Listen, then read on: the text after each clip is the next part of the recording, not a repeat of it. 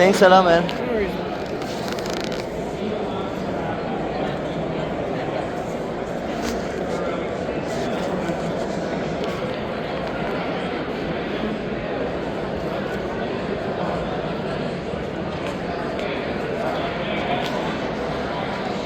You guys need a bag?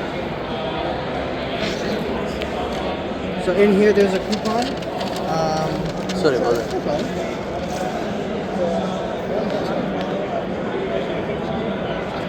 Hey.